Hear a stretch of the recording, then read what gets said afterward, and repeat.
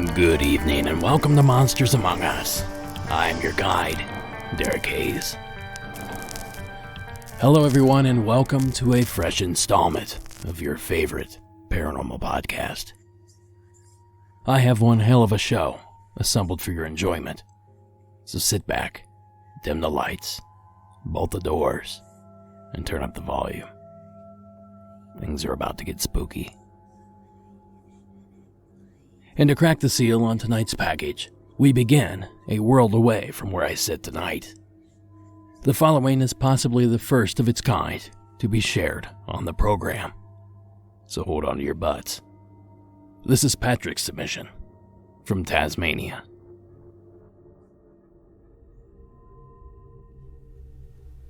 Hi Derek, I absolutely love the show. I have been binging it from the beginning. I wanted to share my creepy story, which is quite creepy and scary, and it still sits with me sometimes I think about it.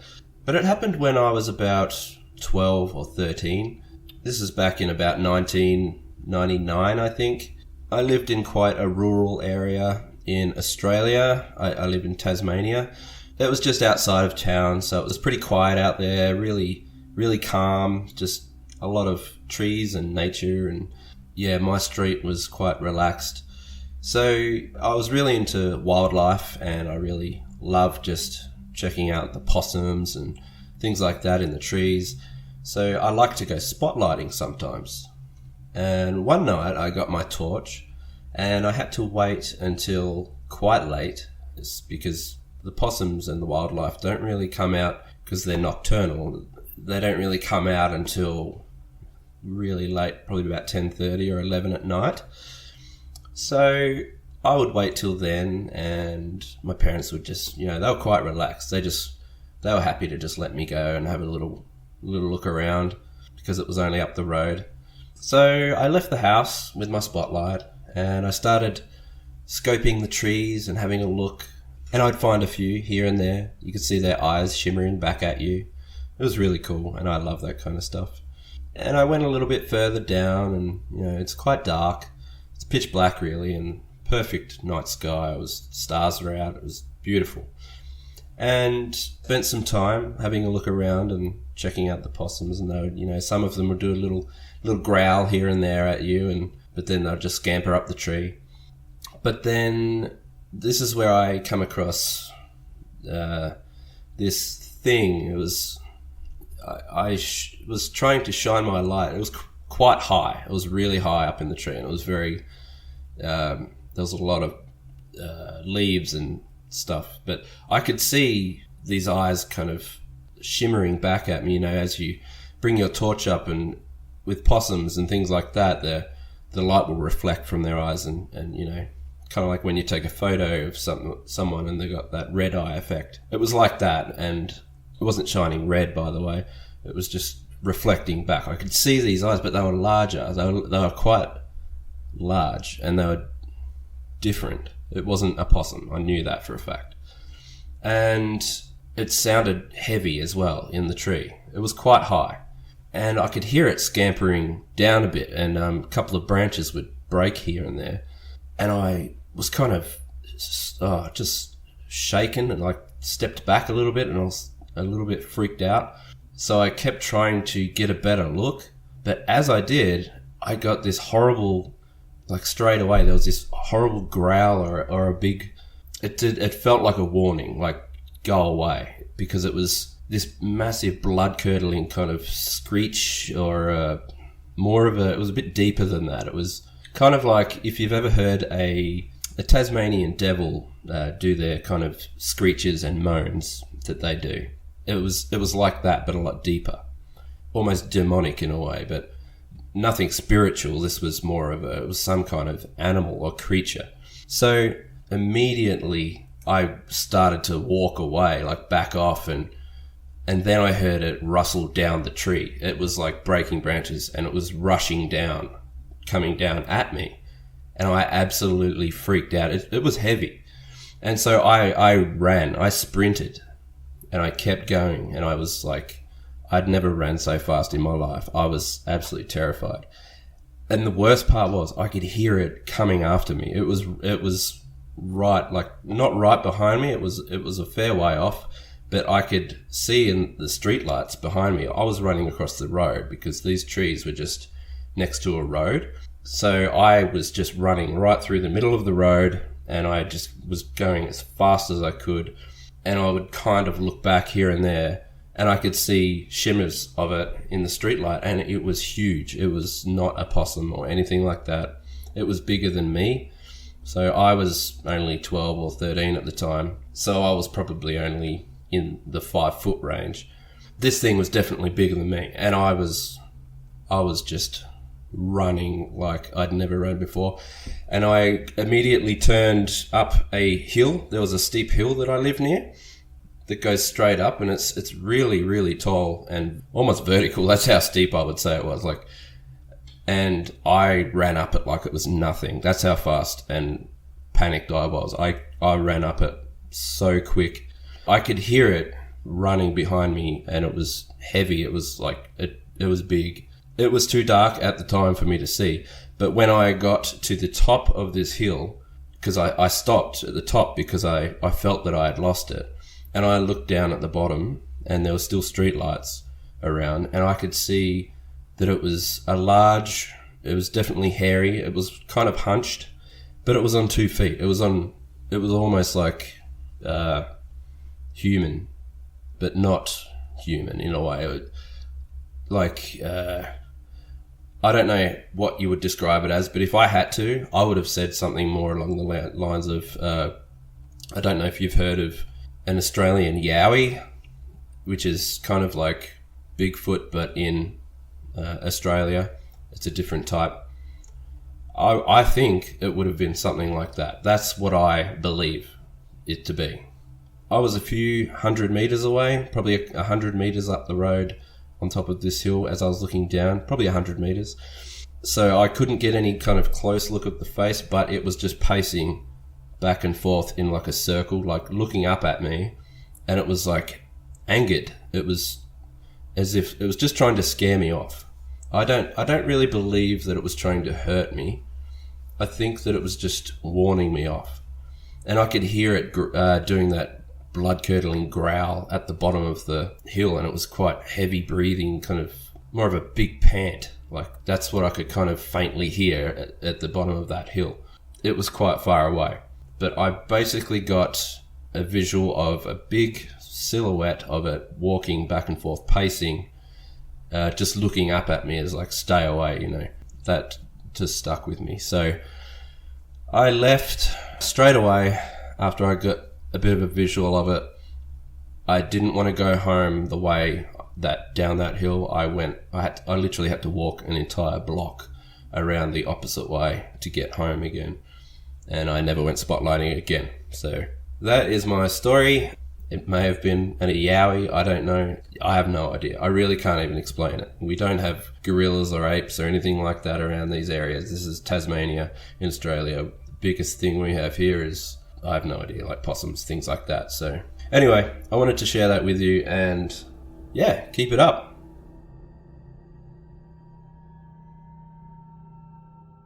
Thank you, Patrick. Now I know what many of you are thinking. What the hell is a Yowie? Well, essentially, it's Australia's version of our Bigfoot. But let's let one of Australia's best-known cryptozoologists tell you more. As part of his research, Ray Doherty contacted the most famous Australian cryptozoologist, Gary Opit. So I'm approached by a lot of people like Ray Doherty and other researchers that have seen strange things in the forest, and so the Yowie, it looks very much like the general impression of a Yeti or a Bigfoot or a Sasquatch. It looks very much like a large ape-like creature. The sightings are very similar. There's been both males and females, and the females have mammary glands, mammaries. So it tends to show that they're most likely to be a true primate. The females and young very rarely recorded, nearly always encounters with males. They act very similar to encountering gorillas in the Congo. They don't like being seen. So they seem, I would imagine, to live in very small numbers and have very large territories. But of course, we've got no physical evidence of their existence whatsoever, which makes it so interesting. It's a true mystery. Gary Opit was a forest ranger in the area in the 1970s, and he has seen his fair share of strange and unexplained phenomena. And one night, something began beating upon the ranger's quarters, which is just a small cabin in the rainforest, then went under the house and threw all our tools out onto the lawn. And this was in pitch blackness, and this powerful series of roars came out of the forest, unlike anything I'd ever heard before, like, yee, yee, yee, yee, yee, booming call, and we wondered what on earth could do that. There was no animals that did that. Shortly afterwards, I think it was, that the head ranger came face to face with one.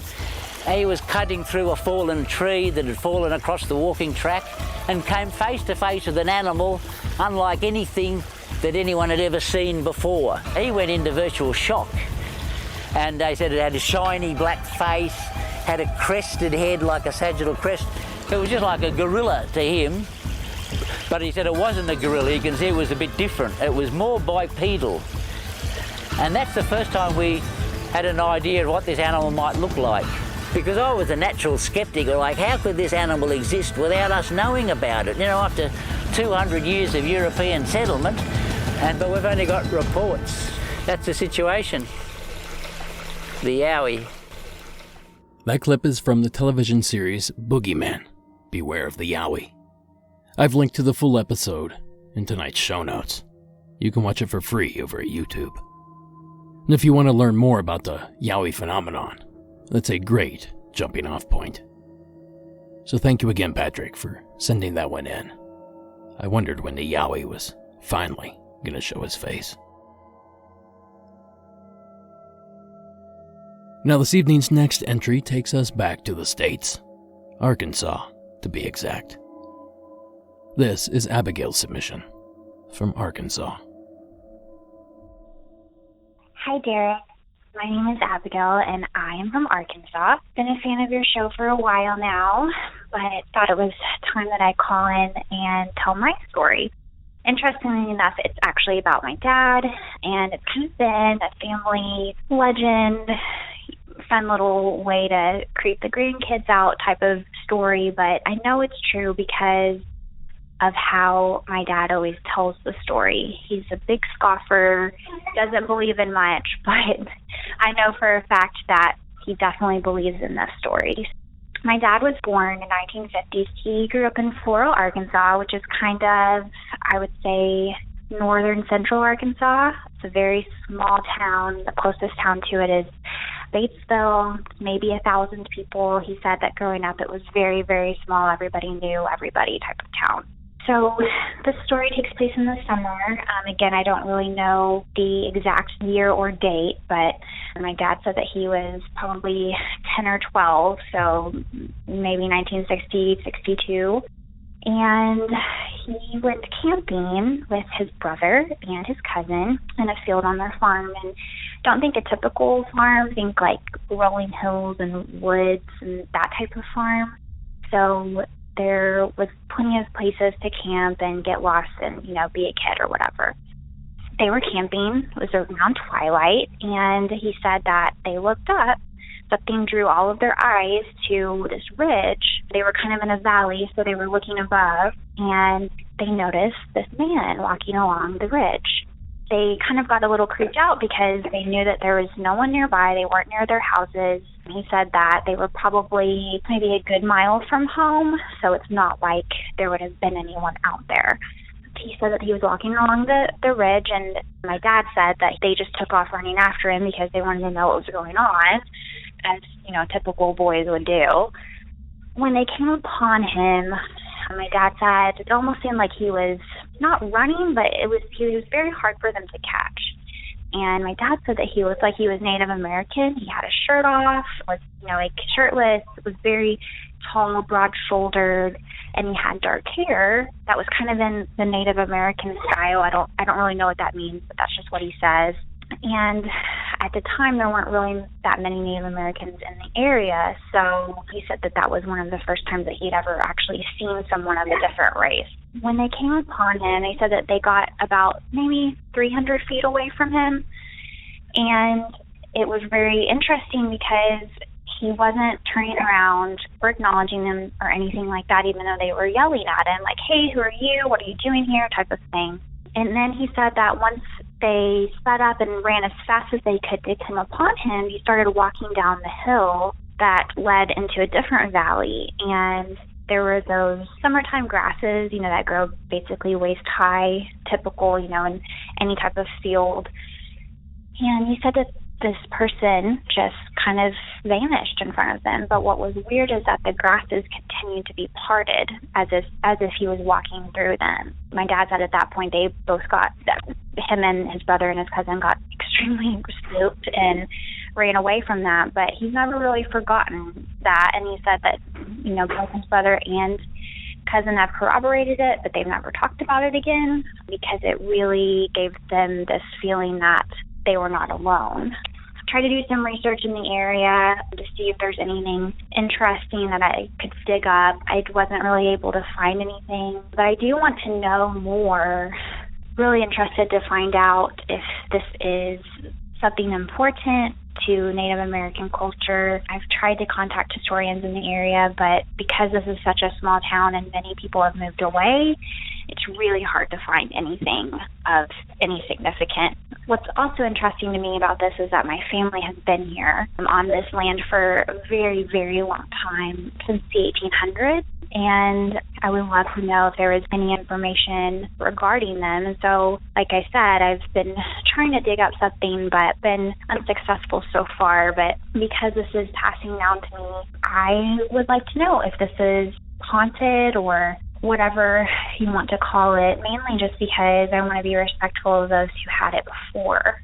So anyway, this is kind of an interesting story, but I have been to the farm recently, and I don't know if you can call me sensitive or whatever, but I definitely felt like there was something there, some type of presence or whatever you want to call it. So I'm interested to go back at some point and walk along that same ridgeline my dad walked along all those years ago and see if there's anything really going on there. So I haven't heard much from Arkansas, so I would be interested to hear. There are some really wonderful haunted places here, and I would love to hear if anybody has any stories from those areas. And the podcast is amazing. I so appreciate it. Thank you for everything that you do, and I look forward to hearing more spooky stories. Thanks so much, Derek. Bye. Thank you, Abigail. I can think of a handful of Arkansas legends that I'm sure were touched on at some point in the program's past. The Ozark Howler, the Crescent Hotel haunting, the Fouke Monster, or the Beast of Boggy Creek. It sounds like any of those would be perfect for this year's installment of Hometown Legends. Hint, hint. By the way, it's not too late to get your story submitted. Just call the hotline at 1-888-608-NIGHT. That's 1-888-608-6444. And it goes without saying that I'm also accepting other true personal paranormal encounters as well. Now, Abigail, this story really connected with me.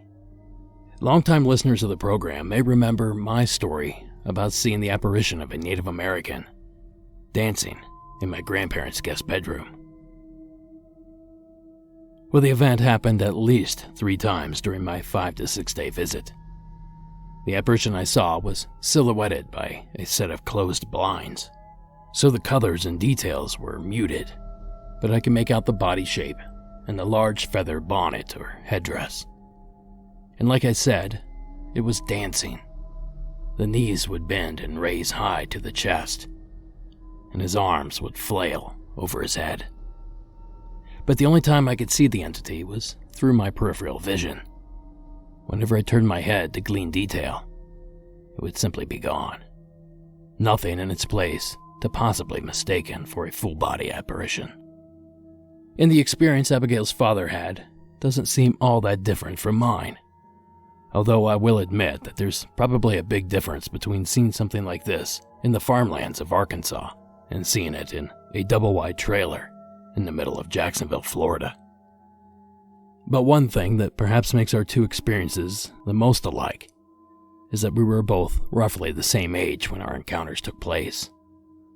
And if Abigail's father's response was anywhere near mine, he was met with equal parts of curiosity and pure terror. Thank you again, Abigail. Maybe one of our listeners can help point you in the right direction to solve the mystery surrounding your farm. Now our next creepy encounter takes us to New England. This is Hillary's submission from Massachusetts.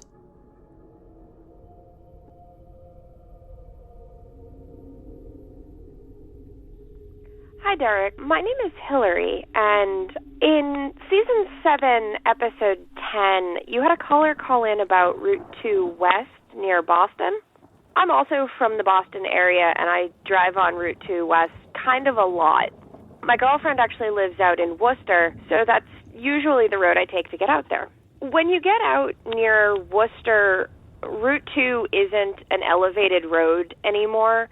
It has walls on either side for the length between Worcester and Fitchburg. About 3 years ago, she and I were going from Worcester, where we'd been all day at an event, to Fitchburg to go spend the night at our friend's house. It was about, I want to say 9 or 10 at night. I don't really remember the specifics. We'd had a long day, but neither of us had been drinking or doing drugs or anything like that. We'd just been, running around in the woods. And as we were driving down the road, it was fairly dark, but, you could see pretty well because you have everybody's headlights, and we were going through a section that's kind of in the city-ish, or we were on the edge of Fitchburg at this point. And there's these big retaining walls that I mentioned on either side of the highway. And as we're driving along, I was looking up in my rear view pretty often. I was driving an older car. It didn't have a functioning speedometer, so I spent a lot of time trying to gauge how fast I was going compared to everybody else. So I looked in the mirrors a lot just to make sure that I didn't have a car too close up behind me. Instead, what I saw when I looked back in the mirror was a shadow in the shape of a person walking through the lane I had just driven through, not even half a second before. Because this is a highway, so we were going 55 miles an hour easily, and we're talking this shadow was close enough that it probably could have reached out and touched my trunk. And I didn't exactly say anything. I just sort of made a noise, sort of a confused, startled noise.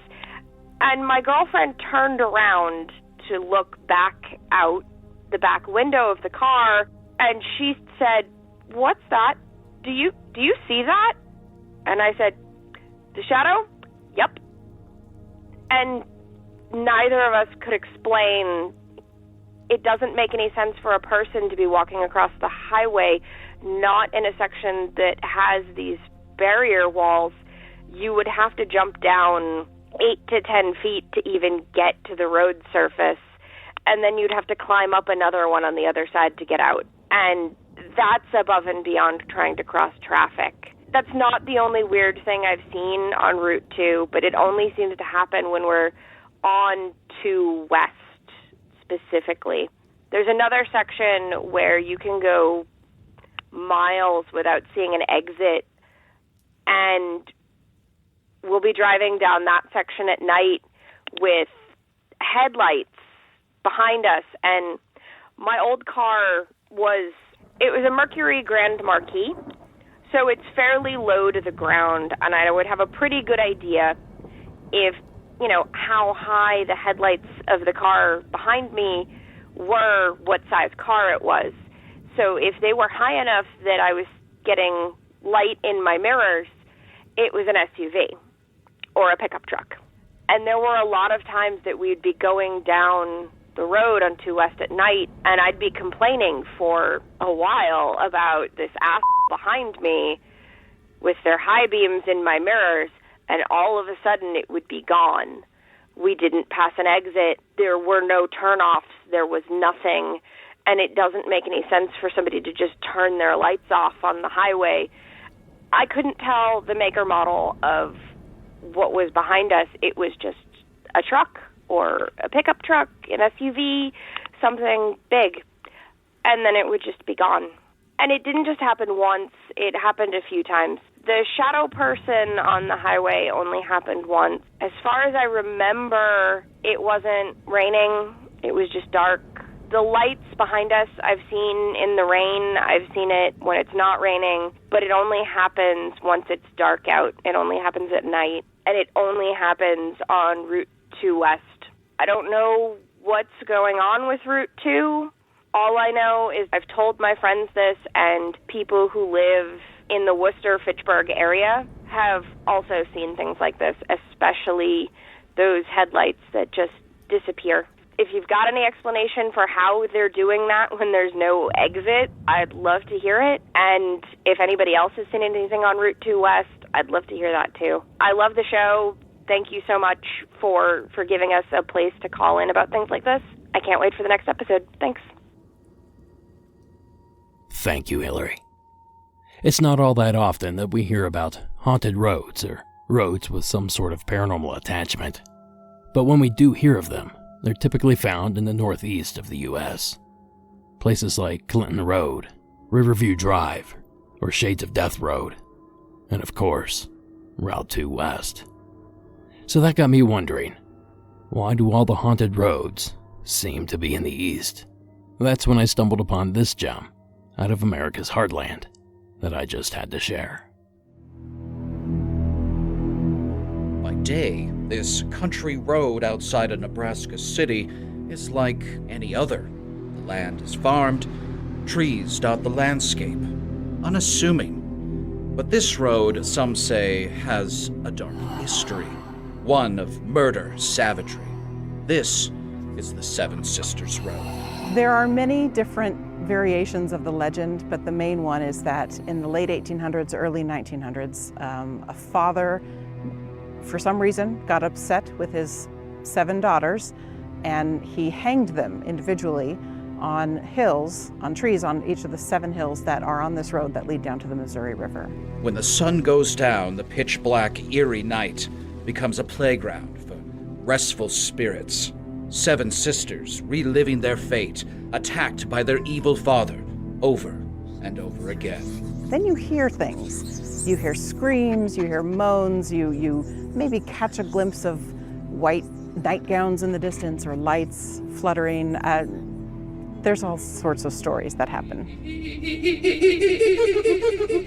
A word of caution if you dare to make the trip.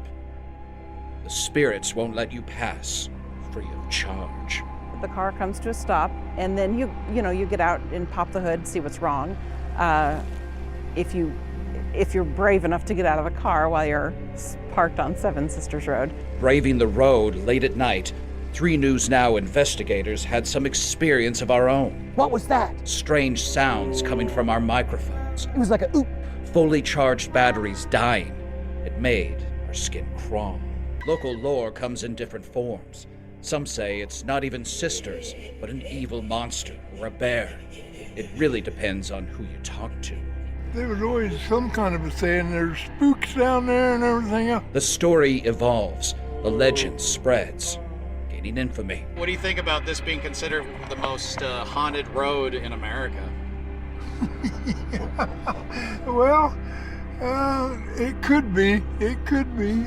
I'm not going to go out of my way to come down here at night. I don't want to say that I believe in this sort of thing because that's kind of silly, but just in case. Reporting from the other side, Jeff Van Sant, 3 News Now.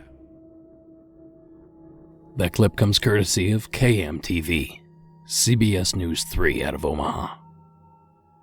Now, the Seven Sisters haunting is not one that I was privy to prior to researching this episode. So that gives me hope that there are other, more westerly haunted roads left for us to uncover. So thank you again, Hillary, for shedding light on at least one of these lonely stretches. Oh, and as Hillary said, if you've had an experience on Route 2, hit us up. We'd love to hear about it. Now, I'll tell you what. I have a collection of very strange entries to play this thing out. So let that be your final warning. But before we get there, I want to quickly remind everyone that you can access 30 plus episodes and several videos, as well as 2 new episodes each month for the measly penance of $4 a month. You can do all this by simply joining Monsters Among Us Beyond over on Patreon. Patreon is one of my biggest sources of income, so please consider subscribing today and keep these episodes flowing for years to come. Now, like I said, this might get a little weird. For example, we're going to kick this thing off with a story about a ghost of the 4-legged variety. This is Matt's entry from the state of Arizona.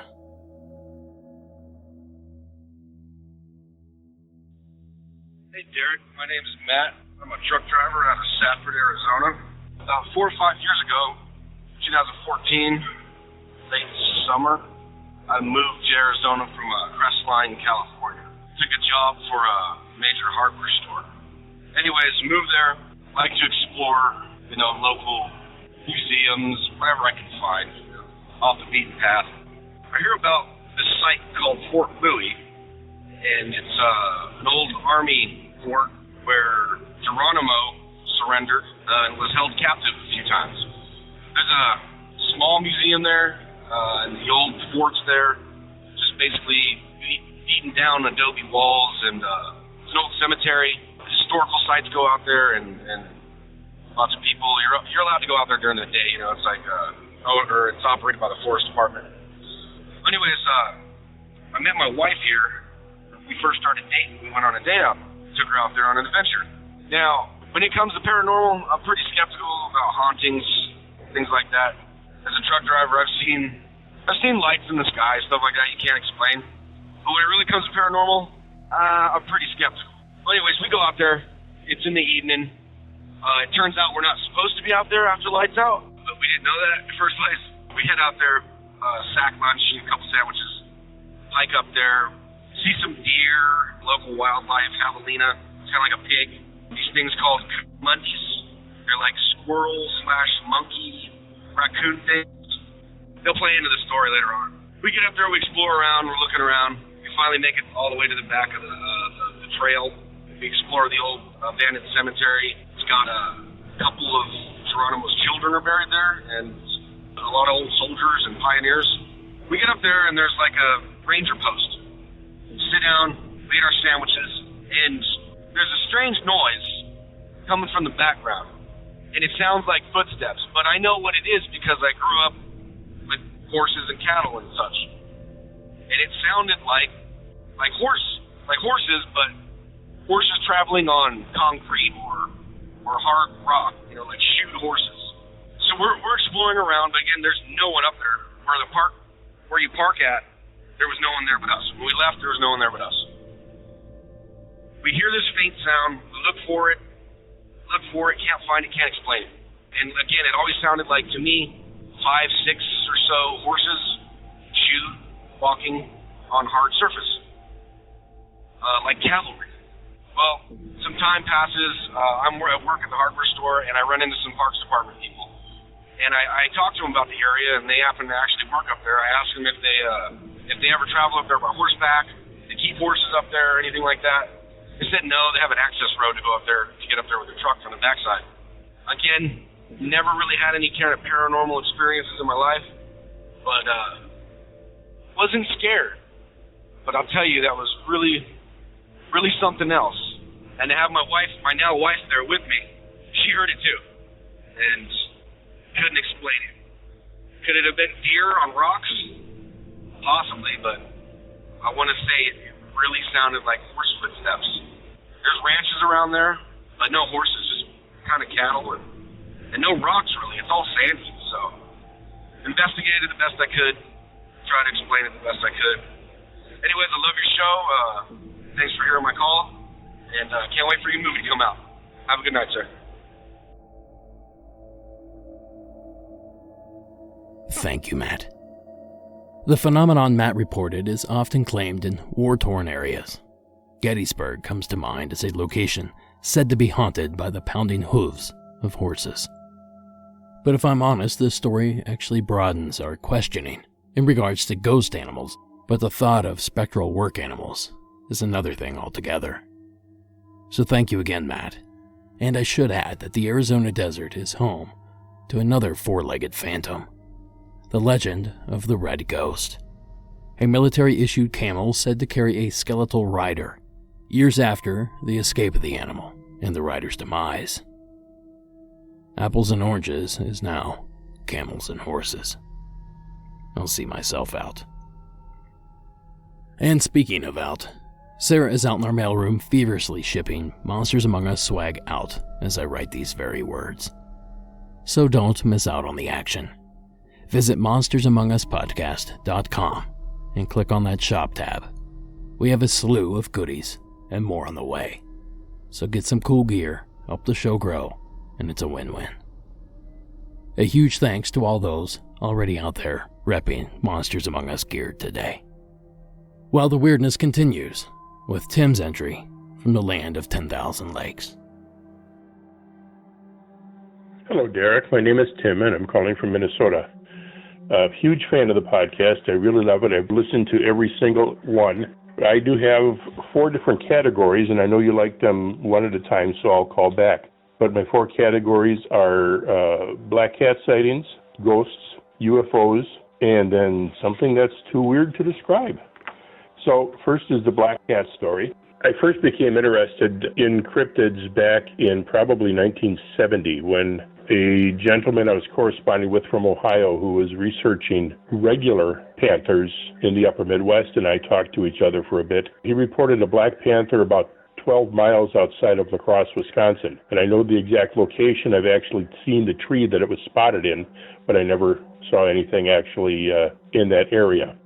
However, on to my sighting. It was in 1971, and it was approximately the middle of June. A friend of mine and I were driving to Cleveland, Ohio from La Crosse, Wisconsin. And we were driving along the northern edge of Indiana, right very close to the Michigan border. It was about 10 o'clock, maybe 10:30 at night. Middle of nowhere. We were, broke college students, so we were not taking the toll roads. We were driving on Highway 20, which is a 2-lane road through the northern Indiana. We were somewhere, I think, just west of Angola. And we stopped at a small rural gas station off this 2-lane highway. While we were